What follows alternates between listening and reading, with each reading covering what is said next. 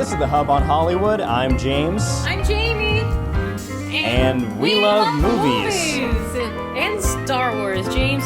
Star Wars, that's what we're talking about today. I am so Yeah, a lot of hyped. Star Wars. So The Mandalorian, the biggest news this week, it is premiering finally after waiting for how many months? 6? It hasn't been that too long. Many. It's been longer. Months. If you add it, count in the quarantine years, like quarantine months, every month feels years. like a year. Yeah, it's been forever. So it's been long 5 enough. years since Mandalorian came out. Yeah. Now season 2 is streaming at midnight Pacific Standard Time and at 3 o'clock if you're on the East Coast like us. So we will be getting into the theories of what we may be seeing. Also, of course, local casting calls. And because we are seeing such a good uptick in people being hired for jobs, either in the background or right in front of the camera, we are seeing some financial benefits coming to Massachusetts. We will touch on the numbers. And also, we have our Halloween review, our movie review of the year.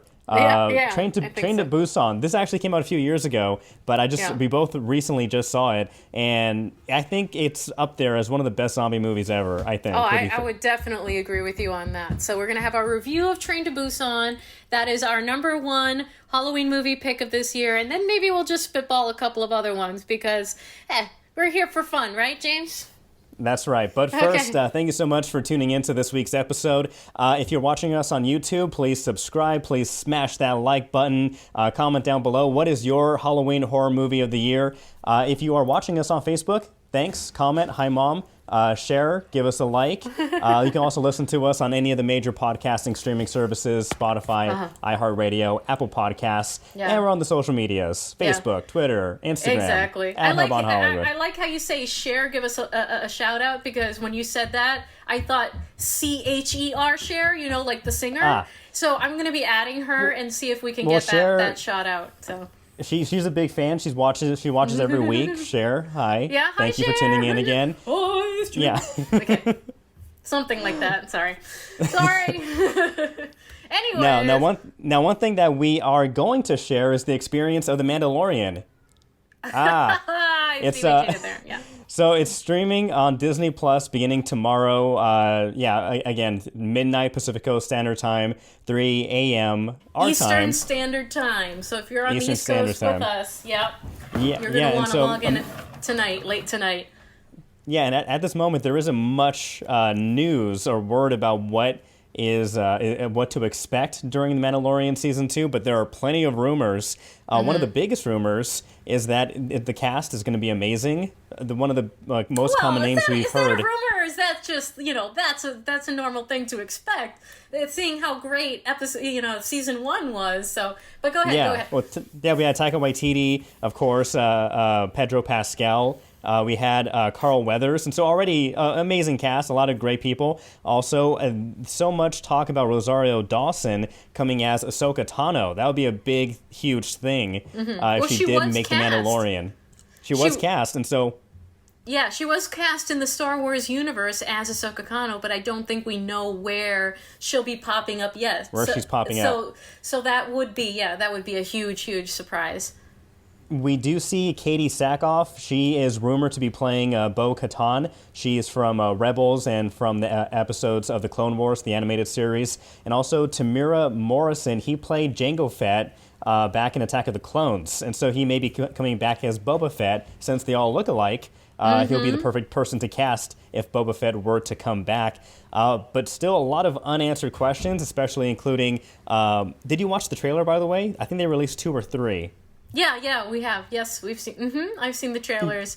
Yeah. Well, I'm not. I think I saw the first trailer, but I haven't seen the new ones, and so I haven't seen any new content to give away stuff. I've seen a couple of the latest trailers, but really they're not giving that much more to us. There were a few new shots of Baby Yoda, a little bit more dialogue, but a big veil of secrecy over this, James, to such a degree that they're not even giving screeners to the media. Because normally when you have a big show or you have a big movie that comes out, they send the screeners out to the reviewers ahead of time so that they can be like, hey, yeah, it's awesome, go watch it, etc.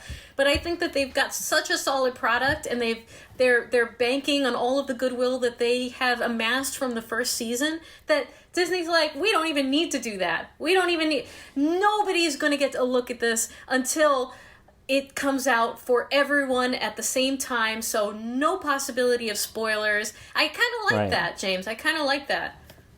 And unlike many other shows that we hear before they come out, we know many people come out, they say don't blow it up, don't hype it up too much. Pedro Pascal, who plays Mando, he's out there. He's saying that he's very excited, very hyped for the first episode especially. He says it's going to be a big opening, that he was actually taken aback after reading the first episode. So he says that this is going to keep the second season, keep it running, and it's going to do things that will not upset fans, that will actually get them really excited. And so that's really exciting to hear. Jon Favreau. Mm-hmm. Sorry? Yeah, no. I was just going to say that's a wonderful thing to hear. When you see that the actors themselves have that enthusiasm, like I know everybody has to go out there and they have to sell their own movie, right? But you can tell when there's genuine enthusiasm. When The Rise of Skywalker came out and the interviewers were asking the actors, like, so, what did you think? Everyone was like, it's a Star Wars. Yeah. You could tell there was something wrong. You could tell something wasn't quite right, and it wasn't. It was just a mess. And I think the actors themselves didn't feel good about it. So just to hear that, all of the actors involved in The Mandalorian, which is the tiny train that is pulling the Star Wars behemoth at this point, that they're really excited about it gets me excited about it. So I'm sorry. To your next point. Oh no, I was just going to add on to that too. It's so exciting that so many of the cast members are super excited for this. Carl Weathers, he's apparently going to be getting a lot more screen time because he became a fan favorite after season 1, even though he was basically in he was in several episodes but used sparingly. But apparently his character was very well liked, and so they're bringing him back. So I'm really excited. Can't wait to dig into it, and we may react to it too. Do you have any predictions? James? So, I think Baby Yoda merchandise is going to go through the roof. It already is. I think, yeah. Yeah, Baby Yoda merchandise is already ubiquitous. It is everywhere. Everywhere that you look, every kind of store. It's in the hair salons. It's in, obviously it's in Target and everywhere else. But everywhere that you can go, the supermarket, you cannot go anywhere in this world without being assaulted by Baby Yoda merchandise. And, I think that's fine. I think that's the little bit of balm that we need right now. Of course, yeah. Right, in time for Christmas, in time for Halloween. So, my baby is going to be Baby Yoda this Halloween. Your baby niece is going to be Baby Yoda this Halloween. Every baby is going to be Baby Yoda Halloween for this Halloween. We might put a picture or two, maybe. So you guys can share in that with us. But yes, the merch will be strong. I am very excited to see what they do with Moff Gideon, who is, of Breaking Bad fame. And they're bringing him into the Star Wars universe. Very excited about it. I don't know how he's going to play into it, or whether or not he's really going to be the big bad of this season. But I know that it's all going to collide with the Jedi in some way, whether that's Ahsoka Tano or in some other way. Are we going to learn more about Yoda's planet and his race? Are we going to learn the name of the race? Because up until this point, we're calling it Baby Yoda, but we still do not know the name of Yoda's race of people, of little green creatures in the swamp. So I'm just... We'll see. I really hope that we find out the name of the race. I don't know if that would take away from the mystery of it or not, but I want to see Jedi, I want to see the race, I want to see Moff Gideon. So you want to see a clan of Baby Yodas, like a herd of Baby Yodas coming, cresting over a hill, in migration mode. Yes, I want to see a female Yoda,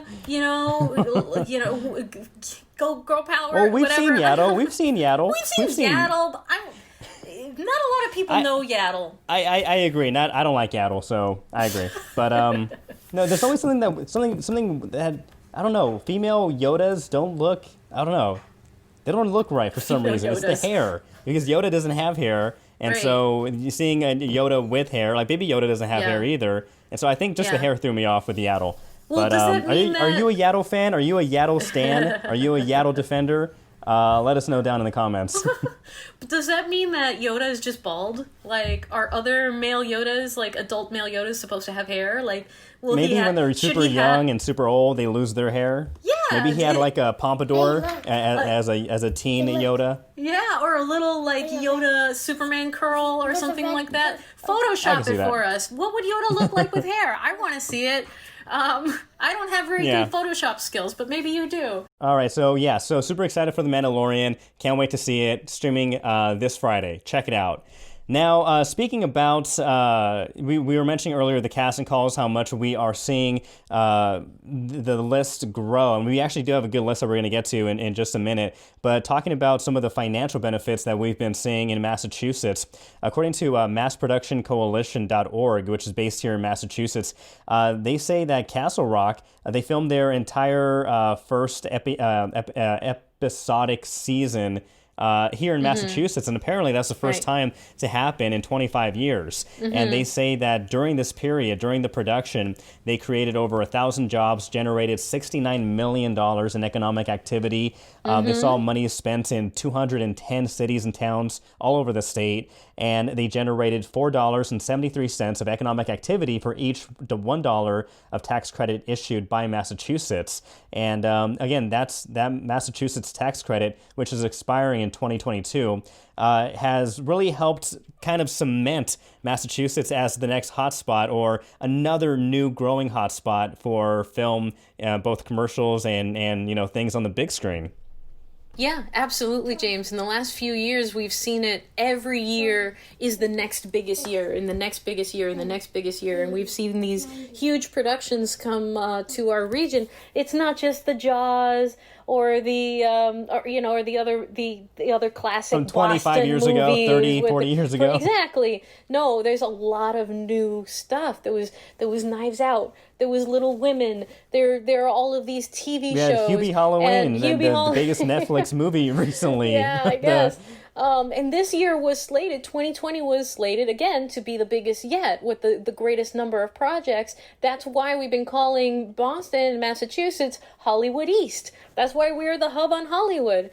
However, the Rona put a damper in that. So that really put the brakes on the growth this year. But we've been seeing productions picking back up. We've seen made-for-TV movies that were canceled, that were completely put on hold in like the last weeks of production, are now coming back and wrapping up and finishing up. So just wrapped up. Yep, Shrine just wrapped up. There was a Disney Cinderella movie that just wrapped up finally, after months on pause. So we're seeing a lot more of that. And speaking of, maybe we can get into some of our big casting calls. That we've got here. We want to keep those movies rolling. Want to keep them coming out. And as these movies come to our neck of the woods, you have the opportunity to jump in, throw your hat in the ring, and maybe get cast as a background extra. Maybe get cast in a speaking role. Anything is possible, James. So there is a TV show called Kevin Can F Himself. And not in the polite way. And that has a lot of opportunities. They're filming pretty regularly over the next few months. That's all through Boston Casting, so I recommend going on to bostoncasting.com and signing up with them, putting your information, getting the emails from them. It's all free. You don't have to sign up for anything. And when they're looking for extras, you can say, hey, I'm available, and get to be on a TV show for a day. And there's a few other ones, James, some really great casting projects. Boston Casting is also looking for cars, 1950s to early 1960s in the greater Boston area, $300 a day. That's going to be in early November. They want you to submit a photo of your car, model, year, name, contact information to Boston Casting Submit1 at gmail.com. Boston Casting also looking for football linebacker types. So me, I'll do it. I'll do it. You'll do it, James. 20 to 25 years old, acting experience needed. You can't just be you just can't be a football player. You just can't be an actual football player. You need some theater experience. Yeah, you got to be in drama club too. So send your photo contact information to Boston Casting Submit 4 at gmail.com for that one. And James, you want to handle the next one? Yeah, so we have slate casting. Okay, this is so it's October, nearly November, but we are coming up to December. And what does that mean? That means we need some Santas. We are looking for Santas with experience with their own Santa suit. What kind of Santa would you be without a Santa suit? So this is paying $750 if you are cast. This is a non-union gig. If you are a Santa type with your costume, email and contact information, send that to slateselftape@gmail.com. slateselftape@gmail.com. Okay. Boston Casting also looking for a same-sex couple and also parents or single parents with kids 4 to 13 years old. This is shooting on November 4th, 5th, and the 6th here in the Boston area. This is a non-union job. Submit your information, including family information, ages, and everything, and location where you live, to Boston Casting Submit 3 at gmail.com. That's Boston Casting Submit 3 at gmail.com.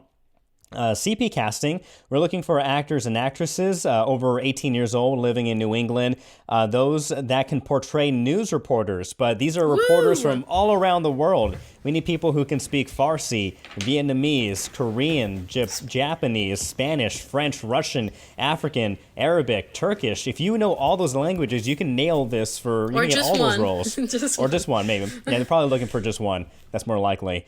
So yeah, if you are very fluent or know any of these second languages, you should submit your information to cpcasting submission at gmail.com, cpcasting submission at gmail.com.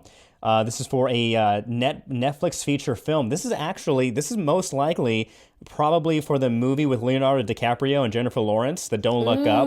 Because if an asteroid is going to destroy the world, they need reporters from all around the world to talk about it. Exactly. So this is for on-camera work. Shoots 10 consecutive days here in Massachusetts between November 15th and the 24th. This is apparently a well-paid gig and SAG-AFTRA. So if you're a SAG-AFTRA member, this is for you. So send that to cpcastingsubmission at gmail.com. Two more. Real quick, let me just jump in on here real quick. So, but this would be wonderful. And we have plenty of real reporters like ourselves, James, who would love to put in for it, right? However, there was a real reporter at WHDH who put in for a Channel role 7 in locally. Hubie Halloween. Yep. She was cast. She was in Hubie Halloween dressed as, what was the character? As the news anchor, as a Harley Quinn. As a Harley Quinn. She was dressed as a Harley Quinn and she was a news anchor. However, apparently did not let management know, lost her job, James. Which I find that's a weird story in and of itself because, as you know, I'm a reporter for local WBZ News Radio here in Boston. Tune in, iHeartRadio app. Woo! And so I'm part of SAG-AFTRA too, so if I were to apply, or rather if I were to get an audition or a role, then that's something that I would think would be common, sense to check with management, maybe check her contract, just make sure you can do it. So that does sound a little weird. Yeah. She was fired apparently because it was a breach of contract. Right. So unfortunate. Yeah. But so if you're a real reporter and you want to be in on this gig, just check with management, read your contract before you jump in. All right, what else do we got? So we're looking for Judith Bowley. She's a casting director here in Massachusetts. She's looking for a male photo double for a Netflix film. They're looking for a Caucasian man about 48 years old, 6 foot to 6'1", weighing around 185 to 190 pounds. This is shooting between November 16th and December 3rd in the Boston area. Now, you're going to need to find some candid photos of yourself, apparently. But, they want different angles of you. So send your info, your height, your weight, your details to jbphotodoubles@gmail.com. That's jbphotodoubles@gmail.com. And lastly, we have one more. Look at all these casting calls, and these are actually really good casting calls. Yeah. Slate Casting, they're looking. This is a non-union gig. They're looking for an African American, or rather, several African American men between 25 and 35 years old. They must have acting experience. This pays $500 for a day if you are cast. So you need to send a current photo of yourself, contact information, headshot, resume, yada yada yada, to slateselftape@gmail.com, and submissions are due ASAP, as soon as possible. So get on that. Get on that. Come on. That's What a are you good waiting list. for? What are you waiting for? Yes, That's a really good list of casting calls. It is. And like, so just exactly like we were saying, but for months and months, there was absolutely nothing being cast. There was absolutely nothing, and now there's everything. So, get on that. Especially if you're a ham. Especially if you're a ham like this one. This is a ham right here. Please ignore him. Okay. And speaking about getting on that, why don't you get on our subscription list? Subscribe to us if you're watching us on YouTube. Also, Facebook. Please like, comment down below. Have you tried any background acting? Any acting in front of the camera? Are you interested in any of these? Do you know someone who might be? Send them this link. If you can also listen to us on any major podcasting streaming service, on Spotify, iHeartRadio, Apple Podcasts, all around. Also, we're on social media at Hub on Hollywood on Twitter, Instagram, Facebook. Love us, like us, love us, gotta have us. Right, yeah. As the kids say. As the kids say. Don't sue us, the ice cream place. Anyways, so James, speaking of things that you don't want to get on, we're talking, you get on the Hub on Hollywood train. Do not get on the train to Busan. Ooh. Oh, you like that? You like that? Air 5. Oh, I got one. All right. Excellent. The train to Busan. So this is our number one recommendation for a scary Halloween movie this year. So we both watched it because we hadn't seen it before. Both absolutely loved it. James, I'm going to give the floor to you. Why don't you start with why you love Train to Busan? So this may be one of just the best zombie movies ever made. Like, it's a legitimately scary movie, and a scary zombie movie in it of itself, but it's doing it in a new, refreshing way, and the way it does that is and we've seen zombie movies and TV shows where people are trapped somewhere where they can't escape, but that uses that same kind of setup, but you're in a moving location that's constantly moving, and you're constantly moving to different areas of this location. And in this location, in this movie, it's on a train, if the title didn't give it away. The synopsis is, while a zombie virus breaks out in South Korea, passengers struggle to survive on the train from Seoul to Busan. This story follows a father going through a divorce and his little daughter. There's also a father-to-be and his pregnant wife, who you really start to get emotionally attached to. And aside from the zombies, you do have some villains. You have this really mean jerk who's willing to let anybody die if only to save himself. So, but no, this is a great movie. I think it started great. Well, let's just start from the beginning. The opening with that car. We're not going to give away spoilers, but some of this was shown in the trailer. But in the scene where a deer is hit by a car and you think it's dead, but then you see it coming back to life, and that's the first snap of ooh, this world's becoming infected, and it just escalates from there. And when it gets to the train, it's amazing because these are different types of zombies too than what we've normally seen. Also, these are the worst case scenario zombies. Do not, if zombies came, these are terrible zombies. They also infect others very quickly. As opposed to, Walking Dead, somebody gets bit, they're hiding it for days, and they're sick and getting worse and worse, and then they turn into a zombie. This one, you have 5 seconds, and now you have 2, 4, 16 zombies on you. What did you like about the whole thing? Oh my gosh, James. Oh my gosh. So I am not into horror movies. I am not into scary movies. I loved this movie. It was so fun. It was so like exciting. Like it looked like they had so much fun making this movie. Like I would really, really love to be these zombies because it was so artistic. I loved the cinematography. I loved the set pieces were just so colorful, so raw, so in your face. But the very, very best part of this movie was the story.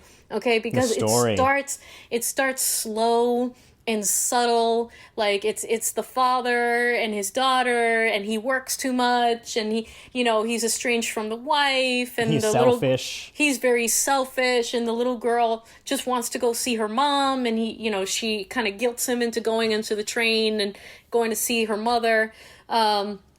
And it just starts so slowly. There's a, what was that? What was that in the corner? And, what was that out the window? It was like, we don't really know what's going on, but it's like, and it's from the perspective of these people and these families, and seeing the growth of these characters as this becomes more and more of a horrible situation.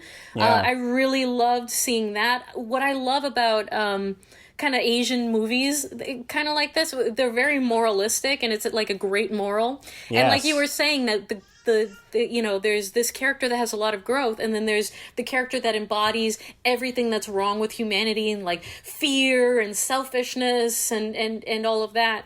And he is way scarier than any zombie.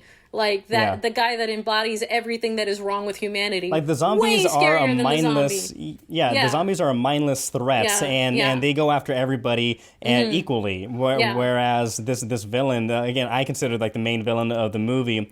He's willing to literally push people in front of him into a zombie in order for him to get a few seconds to run away. It's terrible. But these are by far the coolest zombies I have ever seen in a feature film. They're not CGI. These are just all people in costume, like doing their best, like putting it all out there. And I love it, James. I just absolutely loved it. Totally, 100%. Not a horror movie person. Loved Train to Busan. So and very emotional too, because their characters were in the very beginning where you're not rooting for them, you actually don't like them, and you actually would like a zombie to eat them. Like, for example, the father at the beginning of the movie, he's not that compassionate. He looks like he's tolerating his daughter, and he's very focused on work, and everything it's all about the bottom line. And so you're not rooting for this guy. You're rooting for his daughter for sure, but you're not rooting for this guy. But as the story progresses, and then he learns, he has a character growth of what's really important. And at the end of the movie, depending what mood you're in, you could be crying at the end of this movie. I don't want to give away any spoilers, but there's a big strong moments. And anyway, so Train to Busan, without giving spoilers away, because I highly recommend this. It's on Netflix. Go watch it. Halloween's this Saturday, so if you're not trick-or-treating, if you are not passing out candy because of the pandemic or what have you, watch this movie. Turn off all the lights and enjoy one of the new best zombie movies of this decade. Yeah, and it's not formulaic. There's also a sequel in the works, a Train to Busan 2. Peninsula, correct. Do you know anything about it? I actually think it may have come out this year, but I think it may have come out on VOD. Right, it came out in August, so we haven't seen this one yet, but I'm going to have to now, because this was made in Korea, correct? Yeah, South Korea, in South Korea, right. And so there's this sequel. I'm going to watch this next, definitely. However, there have been kind of rumors about whether or not they're going to do an American version of this. I don't know, James. I don't think it works. I don't think it works as an American movie. I think this is like the perfect Asian movie, and I love everything about it. But I think like if it's Americans on a train, like it's going to be Americanized, and it's not going to be a high-speed train. It's going to be a slow. It's going to be a slow-ass train. Right. You're never going to get to Busan. You're never going to get to Boston. You'll never get there. Everybody turns on each other. Nobody cares about the moral at the end. People are getting bit by zombies, and probably some people are like, "That's not a zombie." It's like, look, it's a zombie. It's a zombie. But that's what the liberal media is telling you. The liberal media is telling you that's a zombie. The zombie's on your neck. Get it off of you. So, America. I mean, to be fair, we would probably have more guns on the train. That's would There probably would be more happen. guns, more guns on the train. But still, no, but these zombies are vicious. Version of the movie. No, yeah, and I don't think, I think as you mentioned, like with Asian actors in South Korea, they're giving it their all, and I know that there are stuntmen and women in America and in the film industry and actors who can probably do that too, but I don't know. There's something that they nailed it. So if you can't do it better than that, why remake it or why try to up it? I don't know. Exactly, Princess Bride. Don't remake it, Never. etc., etc., etc. So, anything else, James? Any other movies that are on your list, kind of for Halloweeny times? Well, not for Halloweeny, but I just finished season 2 of The Boys. Great ending to season 2. I won't go into spoilers because there are people who I've recently met who are only in season 1, and so I recommend the series, season 1, season 2, even better. That's a good show to check out. What about yourself? Great. No, just over here surviving remote school and 2 kids and nothing. No, but you know what I do want to do, James, is I want to make a video one of these days of me when I do watch these movies and TV shows and what it actually looks like with 2 children hanging off of me and how it takes like multiple days to finish like one short movie. So that'll be a fun video to put out there on the Hub on Hollywood one of those days. So stay tuned for that. That might be coming in the future. But Hubie Halloween, I think, was one that I recommended for the family. And, the classics, the Hocus Pocus and all of that, all on the streaming services now that you can Halloween reach. movie is Halloween. John Carpenter's Halloween. And so you can't go wrong with the classic. So that's always a good go back to. Absolutely. And then, like, just the standard horror movies, like the Jawses and things like that. Wrap yourself up with some hot cocoa. It's finally getting a little bit chilly. Open the windows, look at the leaves, ignore everything else going on in the world, and, enjoy yourselves. And watch The Hub on Hollywood after that. Yeah, that's right. Speaking about wrapping up, thank you so much for tuning into this week's episode. Let us know, have you watched Train to Busan? Will you watch Train to Busan? Also, those casting calls, do you fit any of those descriptions? If not, send them to your family, send them to your friends. They could be on TV, they could be on the big screen, if the big screens ever do open up again. Thank you so much for tuning in. I'm James. I'm Jamie. See you next time. Bye.